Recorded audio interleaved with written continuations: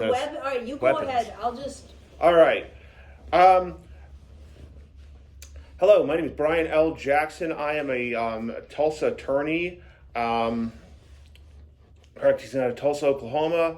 I wanted to address a question that I received not so long ago regarding the carrying of weapons, or more precisely, straight blade knives. Now, I'm going to kind of start by talking a little bit about the Oklahoma, the two operative areas of law. They're both under Title 21 under the Oklahoma statutes, and this is all published on oscn.net if you want to follow along. So the two key pieces of authority dealing with weapons in Oklahoma are the Oklahoma Firearms Act of 1976 and the Self-Defense Act, which is a more recent area of legislation. As a preliminary matter, our state is what's colloquially known as a constitutional carry state.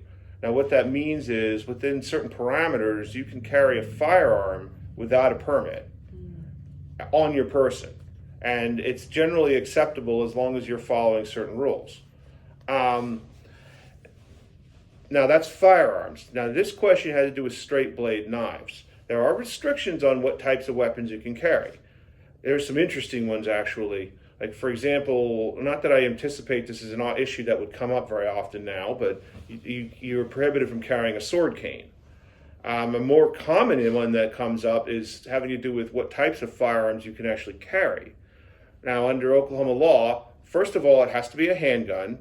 Now, it can be a pistol, revolver, or a derringer, and then it has to be within a certain caliber range. The rule is generally can't be anything bigger than a .45, and generally nothing smaller than a .22.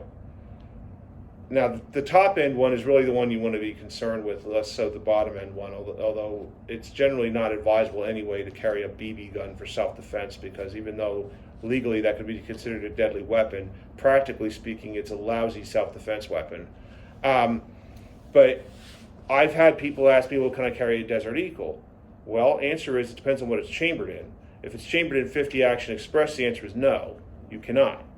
If it's chambered in .44 Magnum, the answer is yes, you can. There's also some rules about what kind of ammunition you can have your handgun loaded with. You are allowed to use hollow points. We don't restrict that here. You can use soft nose bullets. You could use semi-wad cutter bullets. You can use full metal jacket, although that's not a good idea. You could even use frangible rounds. But you cannot carry anything that's considered an armor-piercing round. Well, what is an armor-piercing round? Well, armor-piercing rounds are rounds that where the core of the bullet is made of something harder than copper or lead. Like, for example, if it has a brass core, steel core, that sort of thing, that's considered armor-piercing if it's a handgun round. Now, rifle is a whole different topic. Handgun rounds. You can't carry, and Teflon tip bullets are prohibited. If it's a handgun round. Also, you can't carry a handgun loaded with incendiary bullets or with tracers. So those are the basic rules. Now, getting around to the question about the knife. The short answer is you probably can carry the knife, although there is a rule about certain types of blades, like, for example, the sword cane. And I believe there's a rule about Bowie knives. But yes, you probably can carry the knife. Now, the other thing to consider is open versus concealed carrying weapons. If you're talking about a big straight blade knife, this is not something that's going to be especially discreet in most cases. And although you may not necessarily be breaking any law by having that, it is worth considering from a practical standpoint what the practical on-the-ground consequences are if you, for example, walk into a convenience store at 11:30 at night in downtown Tulsa with a big knife on your belt. Because someone's probably going to take notice of that and get uncomfortable, and even though you may not be committing a crime, you could still be confronted by a police officer. The same would go if, for example, you had a 1911 on your belt and walked into that store, which is, why it's probably a good idea to consider something whatever your preference may be, to consider carrying something that you can carry discreetly. Um, open carry is an interesting topic, but it's the thing to be aware of with that is it does draw attention to you, and depending on the context, it may be attention you don't want, even if you're not breaking the law. I mean, you can legally open carry in Oklahoma, in most places, unless they tell you they don't want you open carrying on private property. But it's a judgment call, and it comes with a bunch of caveats that, it draws attention. You have to have eyes on the back of your head because you don't want someone to come up behind you and grab your weapon. And yeah, you could get some unwanted attention. Mm-hmm. So it's something to be aware of. I believe most likely, yes, you could legally carry most types of straight blade knives without a problem. But I would strongly urge you to carefully consider the issue of concealability, because unless you're talking about like replica antique weapons and you're like going like to the Muskogee Renaissance Fair, which is, that's different, or you're doing like a HEMA event or an SCA event, you're going to draw the wrong kind of attention with a big ass knife. You just are. And that's something to consider from a practical standpoint, even if it's not in technical violation of the statutes. Did you have a question, Dr. Gwynna? I had so many questions, and this is so helpful.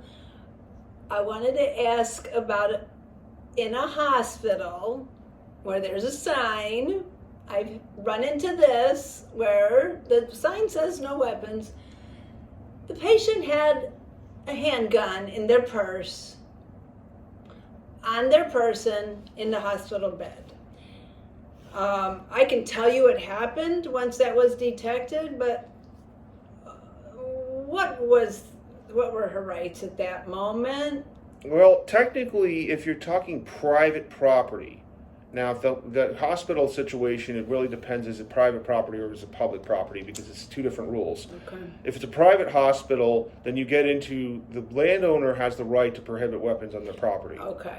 Now, interestingly enough, there's no specific crime defined under Title 21 addressing that scenario, okay? So technically, although you should not carry weapons into property that says no weapons, and you should not, technically, the only thing you could potentially be arrested for is trespassing. And the rule in Oklahoma on trespassing is that you have to be warned first, and then you can be arrested.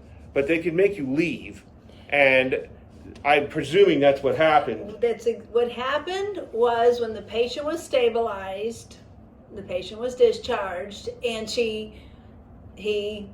whomever, we're not disclosing identity, but they are not allowed to come back in that hospital. Yeah, so they got trespass warned. They got that, yes. Yes, and see that's, if it's public property, arguably a public hospital would be considered a place where the government does business with the public, and that comes under a different section of Title 21, and that is a crime. In fact, it's a felony. Like if you carried a gun, let's say, forgetting the courthouse because that's obvious, let's say you took a gun with you into the mayor's office.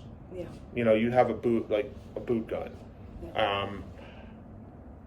You just committed a felony. Because that's a place where the government does business with the public.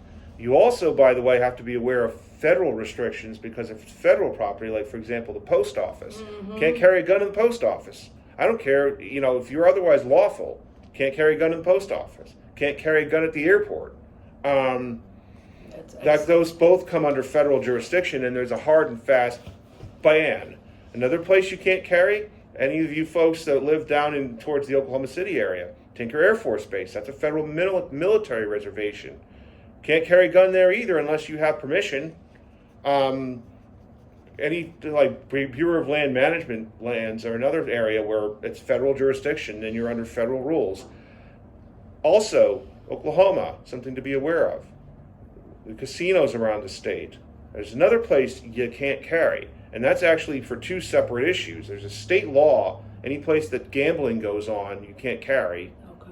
But also, those casinos are all tribal, which means they're under tribal jurisdiction, and then you're talking about federal law again, and whether or not federal law permits you to carry under those circumstances. Some other places you can't have a weapon. You can't carry a gun into a bar or a club if their business is predominantly the service of alcohol for consumption on the premises. The term you sometimes see kicked around is what's called a dram shop. You cannot carry a firearm into one of those premises. There is an exception if you're law enforcement or if you have like an armed private investigator's license. But if you're going to carry pursuant to that, then you have to be there on official business, and you can't consume alcohol. Mm-hmm.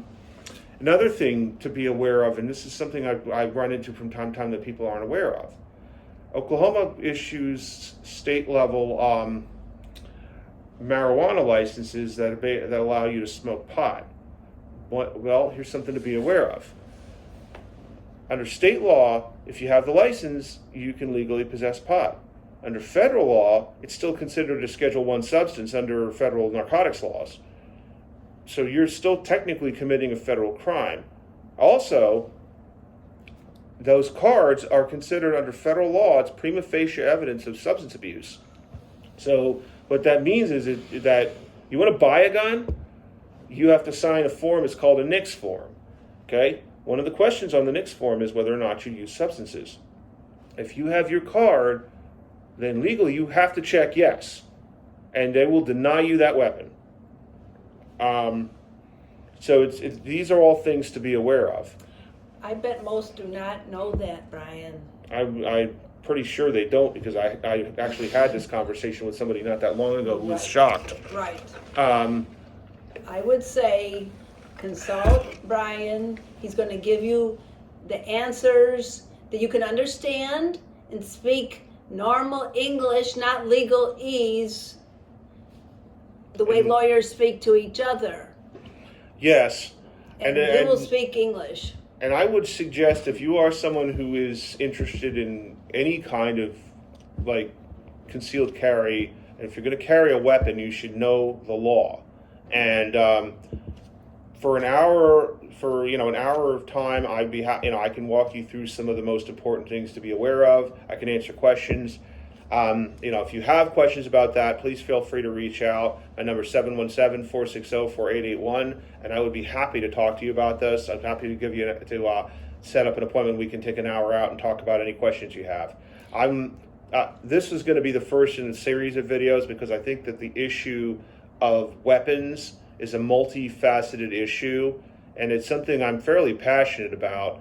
I've had a few close calls in my practice that made me become extremely diligent about certain things, and one of them is, I absolutely believe in the individual's right to carry a weapon. However, it is a responsibility, and you sure as shooting don't want to get jammed up over that, because most of the time you're talking about serious felonies if you misstep. And just to pique the interest for future videos, a topic will be not able to use the excuse, I didn't know the law. And what I'm referring to is, I'm in Oklahoma, but I'm going to drive to Kansas. Mm-hmm. I'm going to drive to Arkansas. I'm going to drive to Missouri. We're in the 4-state region. Brian can go through all the state laws in detail so you don't find yourself unaware. Here's a big jump. Oklahoma person goes to New Jersey. What are the laws in New Jersey? These are issues that will come up if you don't ask the question. So I would just encourage people to tune back in, and we will be talking about that in the future episodes.